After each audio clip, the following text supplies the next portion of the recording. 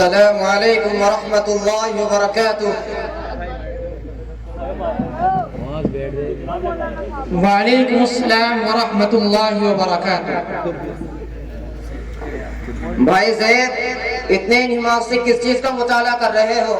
کیا کوئی خاص اور اہم خبر ہے؟ جی میرے بھائی، واقعی بہت اہم خبر ہے آج کے اخبار میں۔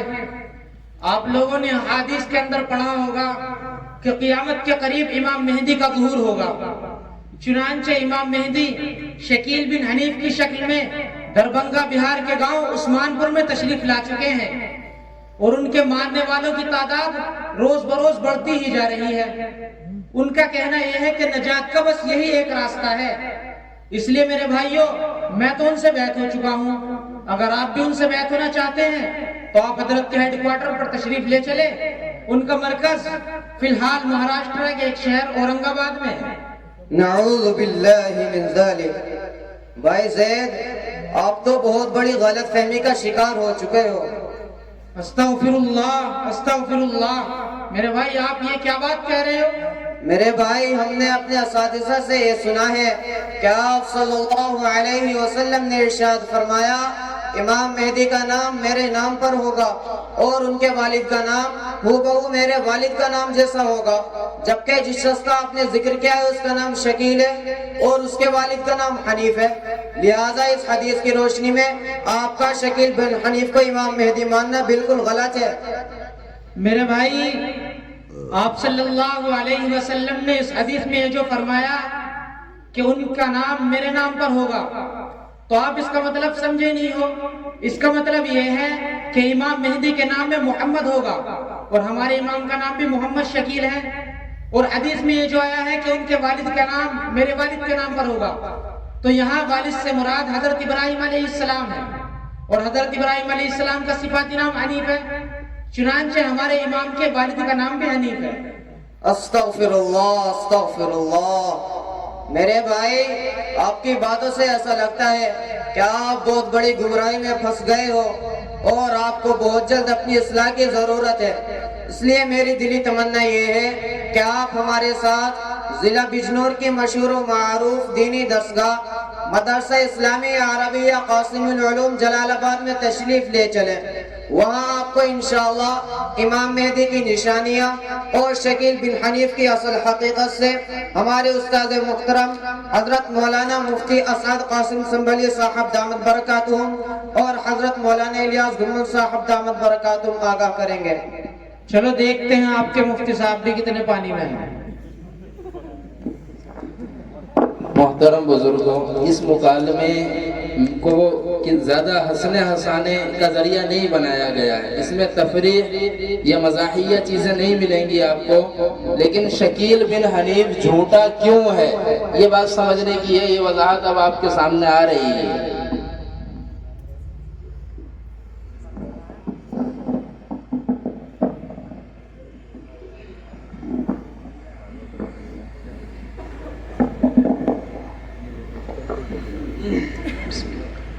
جی عبارت پڑھیے۔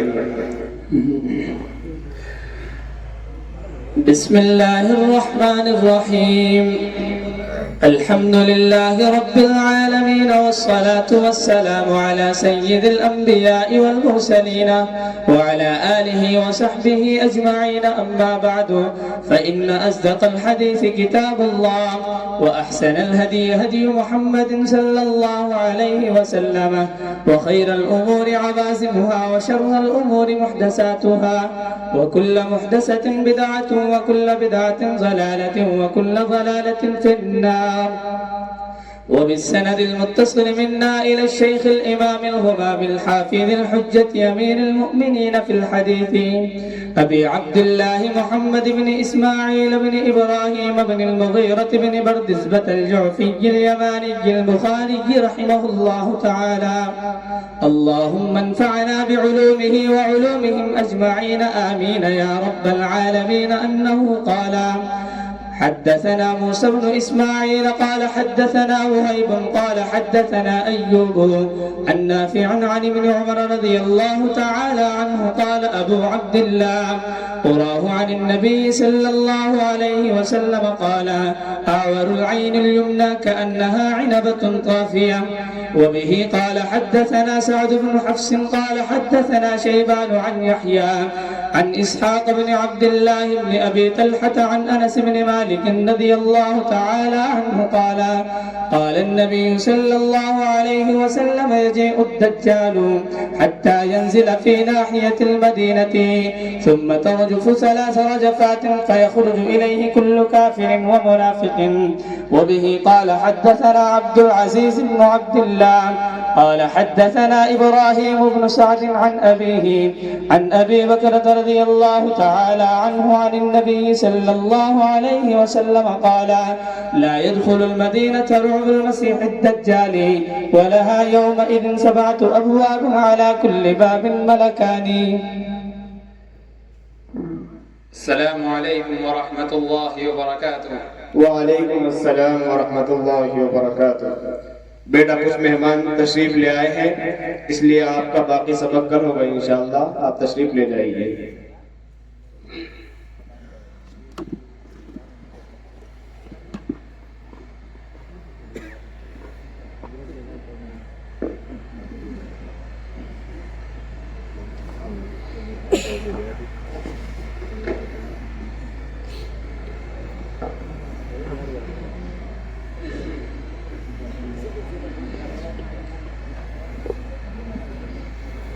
جی تشریف رکھ لیں.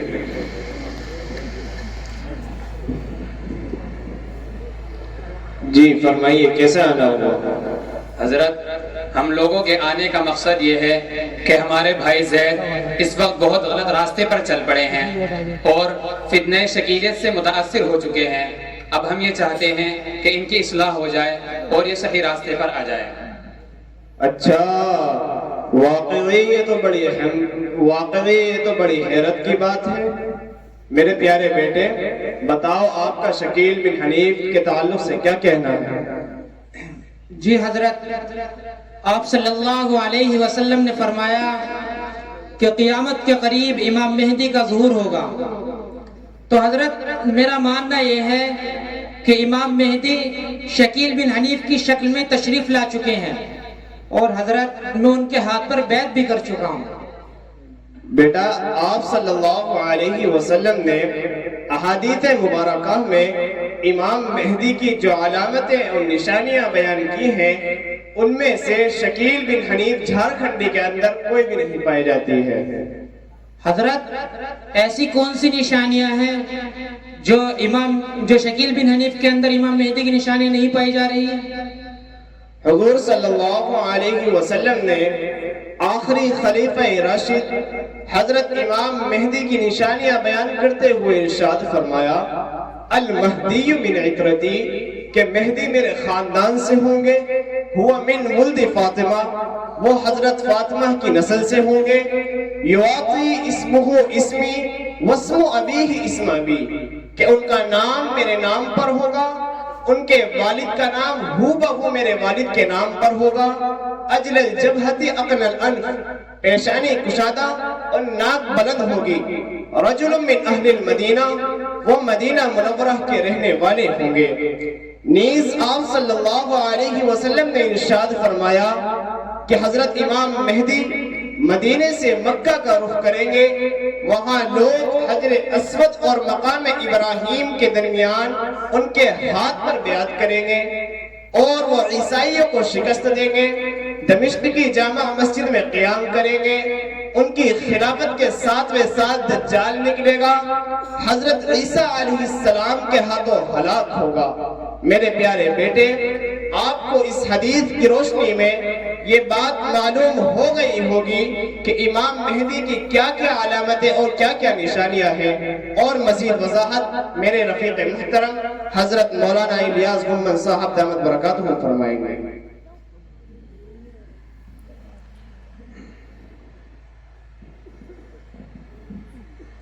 میرے پیارے بیٹے اب ابھی چھوٹے شکیل بن حنیف اور اصل امام مہدی کا آپ صلی اللہ علیہ وسلم کے ذکر کردہ علامات کی روشنی میں جائزہ لیتے ہیں تاکہ حقیقت کھل کر سامنے آ جائے اور اس جھوٹے مکار کی پول کھل جائے۔ نمبر 1، امام مہدی کی حیثیت خلیفہ راشد کی ہوگی۔ ان کا سب سے اہم کارنامہ اللہ کے راستے میں جہاد کرنا اور عدل و انصاف کا قیام ہوگا، جبکہ شکیل بن حنیف ان دونوں کارناموں سے خالی ہے۔ نمبر 2، امام مہدی نہ تو امام مہدی ہونے کا دعویٰ کریں گے اور نہ ہی لوگوں کو اپنے اوپر ایمان لانے کی دعوت دیں گے، جبکہ شکیل بن حنیف خود ہی امام مہدی ہونے کا دعویٰ کر رہا ہے اور خود ہی اپنے ہاتھ پر بیعت کی دعوت دے رہا ہے۔ نمبر 3، امام مہدی کا نام محمد ہوگا، والد کا نام عبداللہ ہوگا، وہ حضور صلی اللہ علیہ وسلم کے خاندان سے ہوں گے، حضرت فاطمہ کی نسل سے ہوں گے، مدینہ منورہ کے رہنے والے ہوں گے، مکہ مکرمہ میں حجر اسود اور مقام ابراہیم کے درمیان لوگ ان کے ہاتھ پر بیعت کریں گے، جبکہ جھوٹے مکار شخص کا نام شکیل ہے، اس کے والد کا نام حنیف ہے، اس کا آپ علیہ السلام کے خاندان اور حضرت فاطمہ کی نسل سے دور دور تک کوئی تعلق نہیں، اور اس کی پیدائش بہار کے ضلع دربھنگا کے گاؤں عثمان پور میں ہوئی ہے۔ نمبر 4، امام مہدی عیسائیوں کو شکست دیں گے، ان کا قیام دمشق کی جامع مسجد میں ہوگا، جبکہ شکیل بن حنیف مہاراشٹرا کے شہر اورنگ آباد کو اپنا ہیڈ کوارٹر بنا کر کام کر رہا ہے۔ نمبر 5، امام مہدی کا چہرہ روشن، پیشانی کشادہ اور ناک بلند ہوگی۔ کیا شکیل کی شخصیت ایسی ہی ہے؟ نہیں، ہرگز نہیں، بلکہ شکیل کا رنگ پکا، آنکھیں چھوٹی اور جسم کمزور ہے، اور یہ ٹی بی کا بھی مریض رہ چکا ہے۔ تو بھلا ایسا شخص مہدی کیسے ہو سکتا ہے جس کا نہ تو جسم صحیح ہو، نہ اس کا چہرہ امام مہدی سے ملتا ہو، نہ اس کی پیشانی روشن ہو اور نہ ہی اس کی ناک بلند ہو؟ اس کا دعویٰ یقیناً جھوٹا ہے۔ نمبر 6، امام مہدی کی نشانیوں میں سے ایک نشانی یہ بھی ہے کہ مکہ مکرمہ میں لوگ حجر اسود اور مقام ابراہیم کے درمیان ان کے ہاتھ پر بیعت کریں گے، جبکہ شکیل بن حنیف کے ہاتھ پر وہاں کسی نے بیعت نہیں کی۔ میرے پیارے بیٹے، احادیث میں ذکر کردہ تمام علامات اور نشانیوں سے یہ بات واضح ہو جاتی ہے کہ شکیل بن حنیف کا امام مہدی ہونے کا دعویٰ کرنا سراسر جھوٹ اور غلط ہے، اور میرا خیال یہ ہے کہ آپ کو ان تمام باتوں سے یہ سمجھ میں آ گیا ہوگا کہ شکیل بن حنیف امام مہدی نہیں ہے، بلکہ ان کا ظہور تو قیامت کے قریب مدینے میں ہوگا۔ حضرت، آپ نے تو میرے دل کی دنیا ہی بدل ڈالی، اور مجھے احساس ہو گیا کہ میں اب تک گمراہی کی دلدل میں پھنسا ہوا تھا، اور آپ کی باتیں سن کر میرا دل بالکل مطمئن ہو گیا کہ شکیل بن حنیف جھوٹا اور مکار ہے۔ لہٰذا میں اللہ تعالیٰ سے توبہ کرتا ہوں اور آئندہ کے لیے عہد کرتا ہوں کہ اس طرح کے کسی فتنے کا شکار نہیں بنوں گا انشاءاللہ۔ حضرت مفتی صاحب، فتنہ شکیلیت کی طرح موجودہ دور کا ایک بہت بڑا فتنہ مسلم بچیوں کا مرتد ہونا اور اسلام چھوڑ کر غیروں کے ساتھ جانا ہے۔ حضرت، مجھے معلوم یہ کرنا ہے کہ مسلم بچیوں کے مرتد ہونے کی وجوہات و اسباب کیا ہے اور ان کا حل کیا ہے؟ بیٹا، مجھے ایک اہم تقاضا ہے اور ایک پروگرام میں شرکت کرنی ہے، اس لیے آپ کے سوال کا تفصیلی جواب حضرت مولانا مفتی رفاقت حسین صاحب دیں گے انشاءاللہ۔ میرے بھائی، واقعی آپ کا سوال بہت اہم ہے۔ ارتداد کا یہ فتنہ روز بروز بڑھتا ہی جا رہا ہے۔ اس مسئلے کو لے کر علماء اور دیندار لوگ بہت زیادہ متفکر اور پریشان ہیں۔ چنانچہ ایک رپورٹ کے مطابق تقریباً 8 لاکھ لڑکیاں مرتد ہو چکی ہے، جو کہ انتہائی تشویشناک ہے۔ میں آپ کے سامنے اس کی چند وجوہات و اسباب اور ان کا حل پیش کرتا ہوں۔ دیکھیے، ماں کی گود بچے کے لیے پہلا مدرسہ ہوتی ہے، اور بچپن کے 2-4 سال جس میں بچہ بالکل بے شعور اور معصوم ہوتا ہے، تربیت کے لیے بہت اہم ہوتے ہیں، اور انہی ایام میں والدین بالخصوص ماں کا کردار بہت مؤثر ہوتا ہے۔ لہذا نئے شادی شدہ جوڑوں کو جب اللہ رب العزت اولاد کی نعمت سے نوازے تو انہیں اولاد کی تربیت کے لیے بہت فکر مند ہونا چاہیے، اور اولاد کی تربیت کیسے ہوتی ہے اس کو سیکھنا چاہیے، اور خود کو بھی بہت سی باتوں سے گریز کرنا چاہیے تاکہ بچوں پر غلط اثر نہ پڑے۔ مگر ہمارے معاشرے کا عالم یہ ہے کہ والدین جانتے ہی نہیں تربیت کیا ہوتی ہے، اور جیسے ہی بچہ شعور کی آنکھیں کھولتا ہے اس کو موبائل کے حوالے کر دیا جاتا ہے۔ ایسا محسوس ہوتا ہے جیسے ماں جان بوجھ کر بچے کو موبائل کا عادی بناتی ہے۔ چنانچہ موبائل کے ذریعے بچے کی ذہنی صلاحیت خوب متاثر ہوتی ہے، بچے کے اندر چڑچڑاپن پیدا ہو جاتا ہے، وہ طرح طرح کی جسمانی بیماریوں میں مبتلا ہو جاتا ہے۔ پھر اسی بچے اور بچی کا اچھی تعلیم کے لیے ایسے اسکول میں داخلہ کرایا جاتا ہے جہاں تعلیم کے نام پر مشرکانہ عقائد اس کے ذہن و دماغ میں ڈالے جاتے ہیں، بچے کا ایمانی لیول کمزور ہو جاتا ہے۔ پھر یہی مسلم لڑکے اور لڑکیاں بڑے ہو کر ایسے اسکول اور کالجوں میں جاتے ہیں جہاں بے حیائی کا ماحول ہوتا ہے، لڑکے اور لڑکیاں ایک ہی ٹیبل پر بیٹھ کر پڑھتے ہیں، اور اب وہاں خود بخود مسلم لڑکوں کی تعداد کم ہو جاتی ہے اور لڑکیوں کی تعداد بڑھ جاتی ہے، کیونکہ مسلم لڑکے یا تو معاشی کمزوری کی بنا پر یا بد شوقی کی وجہ سے تعلیم چھوڑ کر کاروبار میں لگ جاتے ہیں۔ چنانچہ ان اسکول اور کالجوں میں مسلم لڑکیوں کو خوب کھل کر غیروں کے ساتھ رہنے کا موقع ملتا ہے۔ اب ہم غور کریں، ایک طرف ہمارا معاشرہ ہے جہاں جہیز کے نام پر، بارات کے نام پر، برادری کے نام پر ہم نے شادی کو اتنا مہنگا بنا دیا ہے کہ غریب بچوں کے والدین کی نیندیں حرام ہے، اور والدین کی یہ حالت اس لڑکی کے سامنے بھی ہے۔ دوسری طرف اسی لڑکی کو غیر مسلم لڑکوں کی جانب سے پیار محبت کا جھانسا دے کر روپے پیسے کا لالچ دیا جا رہا ہے، ماڈرن لائف کے خواب دکھائے جا رہے ہیں۔ اب ایسے حالات میں اگر مسلم لڑکیاں غیروں کے ساتھ جاتی ہے تو اس میں ہمارا پورا مسلم معاشرہ ذمہ دار ہے۔ اس لیے ضرورت اس بات کی ہے کہ ہم اپنے ساتھ اپنی اولاد کی تربیت کی فکر کریں، تعلیم سے زیادہ ان کے ایمان کی فکر کریں، اپنے اسکول اور کالج قائم کریں، وقت پر شادی کرائیں اور نکاح آسان بنانے کے لیے تحریک چلائیں۔ اللہ تعالی ہم سب کو ایمان کے ساتھ زندہ رکھے اور ایمان کے ساتھ اٹھائے، آمین۔ جزاک اللہ احسن الجزاء۔ حضرت، آپ نے ارتداد کے متعلق بہت اہم گفتگو فرمائی اور اس کا بہترین حل پیش کیا۔ اللہ تعالیٰ آپ کے علم و عمل میں برکت عطا فرمائے اور پوری امت مسلمہ کے ایمان کی حفاظت فرمائے۔ السلام علیکم ورحمۃ اللہ وبرکاتہ۔ وعلیکم السلام ورحمۃ اللہ وبرکاتہ۔ معزز سامعین کرام،